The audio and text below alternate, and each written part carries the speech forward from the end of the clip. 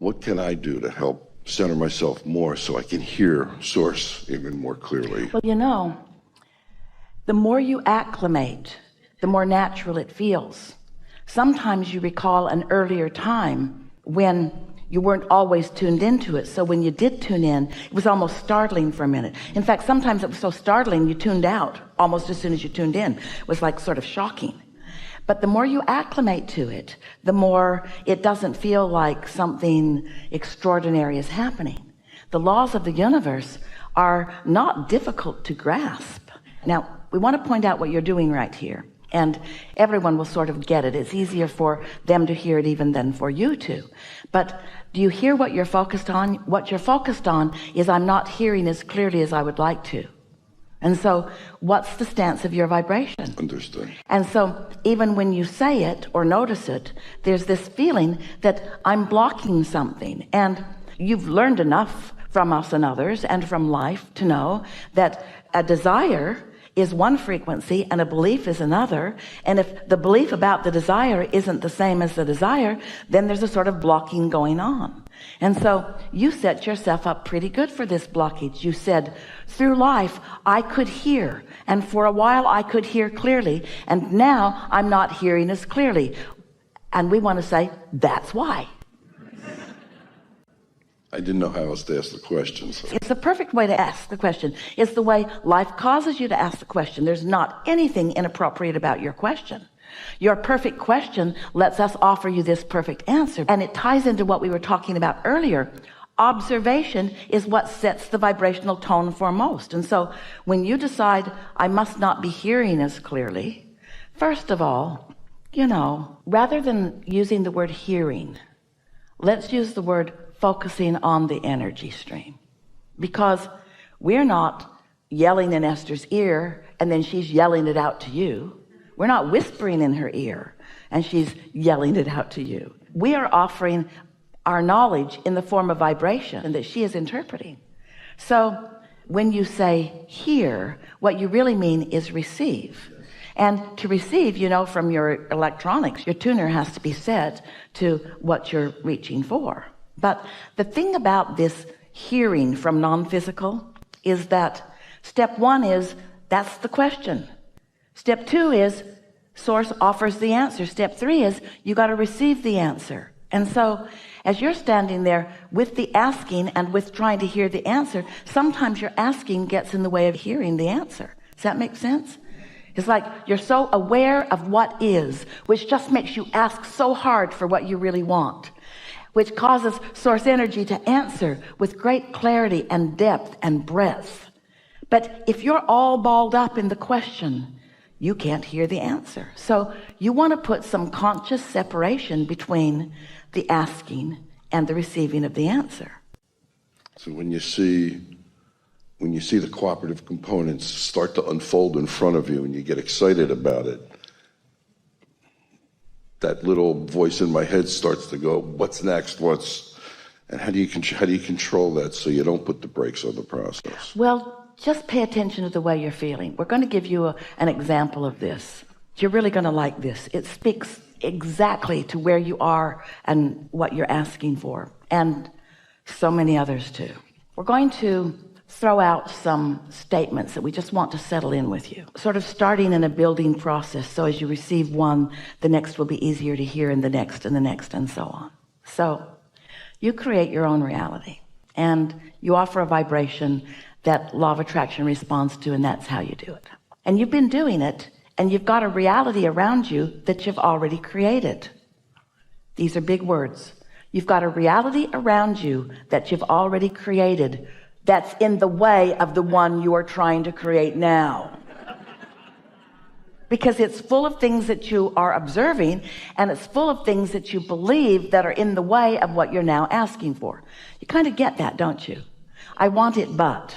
Think about anyone that you've been trying to encourage in something, and as soon as you start being optimistic about their situation, they get really logical and argue for their limitations. And after a little while, you sort of want to give it up with them, because it's like, you've talked me into it. You can't do this. Well, you have this same sort of struggle going on within yourself. Your desires are being challenged by your beliefs, but your beliefs will morph and modify to satisfy the expansion of that which you are about. It is the eternal nature of all that we all are. So there is this now reality that as you're involved in it, and how can you not be, and you're seeing it and hearing it and smelling it and tasting it and touching it, and how can you not be? And that observation is in the way. So over time, we've written a whole lot of books with a whole lot of processes to help you to bridge those beliefs, to help you lighten the tension on those beliefs that are preventing you sometimes from going to where you want to go. Well, it's one way of doing it, and it is an effective way of doing it. It's a tedious way of doing it. It's kind of a slow going way of doing it. There is an even faster way of doing it, but you're so practical minded, and most of you want to dig in and make it happen. And so the processes that we offer, Esther uses many of them every day for tuning, for aligning. We are encouraging that you utilize them to your benefit, but we want to hear right now, give you an understanding of something and a little new methodology that will answer the problems or the question that you just presented to us here. So here it is. We have established that now reality is in the way because there's so much to observe.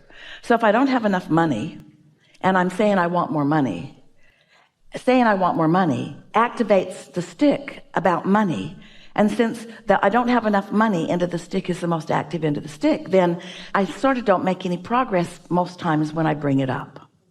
So something is required to make it easier to activate the what I want end of the stick without activating the what I've got end of the stick or what I really don't want end of the stick. Because the stick is really two subjects, and you've practiced one end of it more than the other end of it, no matter what the subject is. So imagine that you have a pile of sticks, and one of them is about money, and one of them is about sexuality, and one of them is about lovers, one of them is about religion, every subject in the world. One of them is about how you want your house to look and what color of paint you even like. In other words, it's a big old pile of sticks. And there's the what I want end of the stick and the what I don't want end of the stick. And those ends of the stick are vibrational in nature. And the wanted end of the stick is a very different frequency than the what I don't want end of the stick. So you could, if you could catch it early before you're already on this end of the stick, you could take a subject that you feel mostly really good about, and you could focus on it, even daydream around it a little bit. And you could accomplish an activation of a vibration that puts you solidly on this end of the stick, which means, and this is what we want you to hear, now you have access to every stick in the pile from that end. It's so much easier to find any stick in the pile that feels good to you, path of least resistance good, and then to get to the solution of every problem in the world, or to the answer to every question in the world. So much easier to do it that way than to be on the other end of the stick and try to convince yourself that what you really want is the other end of that stick. Are you following? We want you to approach your stick pile. There's a contradiction in the words that we're going to offer to you here.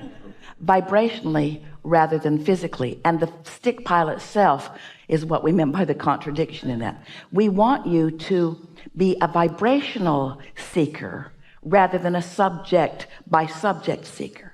In other words, we want you to care about your vibration. You see, if we can convince you that you care about your vibration, and we can get you to do some things that allow you to allow your vibration to rise, now you have access to everything that's in the vortex, and now the magical seeming unfolding of this phase of your life, meaning this minute and the next minute and the next minute, maybe a few hours of it, are going to unfold in a way that they often don't unfold. Haven't you noticed the better it gets, the better it gets, and the worse it gets, the worse it gets? Haven't you ever gotten off on a negative run where everything that happens goes wrong? You forget this and you forget this and you forget this, and then you stub your toe, and then this happens, and then this happens, and then you slam your hand in the door, and then this happens, and then this happens, and then you go to the doctor and he cuts the wrong finger off. It's time for a nap to stop the moment. In other words, the better it gets, the better it gets, the better it gets, the better it gets, the better it gets. But the worse it gets, the worse it gets, the worse it gets, the worse it gets. Because law of attraction is always in action. Law of attraction is always responding to you.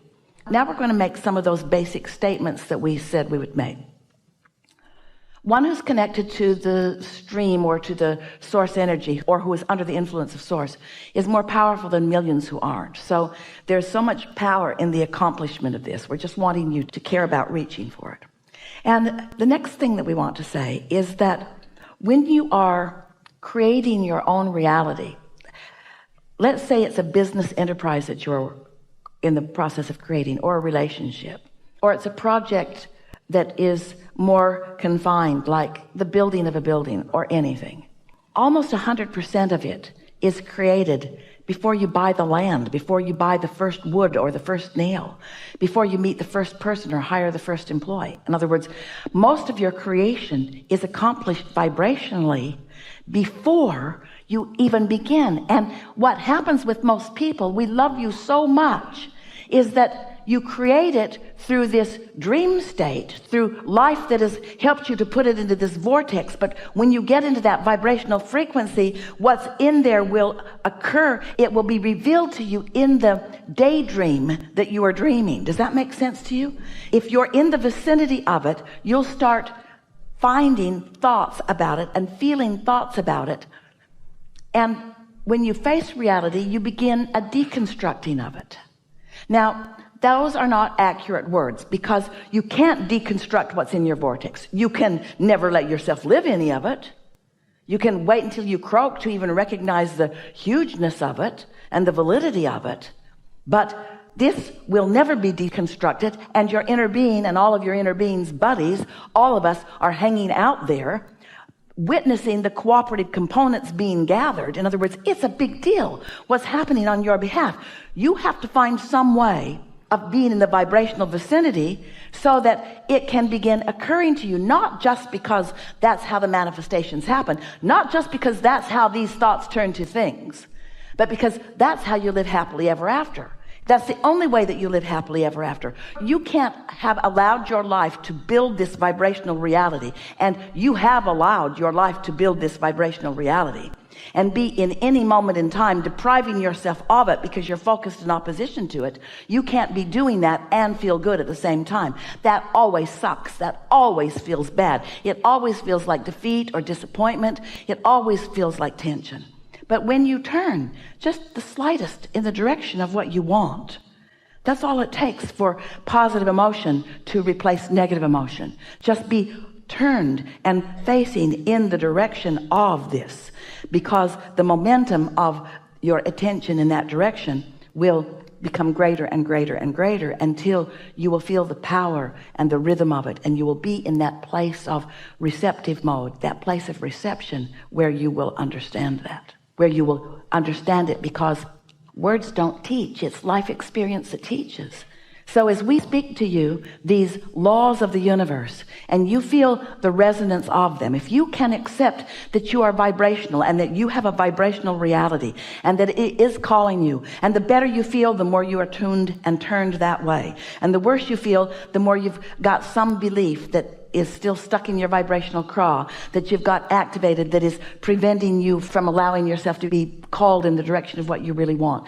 Once you consciously acknowledge this, and then you start living life and watching, what you begin to notice is there's an absolute, every single time, correlation between your mood and attitude and what is unfolding. It's either magical or not magical. And there's some stuff in between, but not really very much. You have strong emotions these days. You have tuned enough to who you are that when you're out of tune with who you are, you really feel it. People say to us, is it normal for all hell to break loose in my life once I begin playing with you?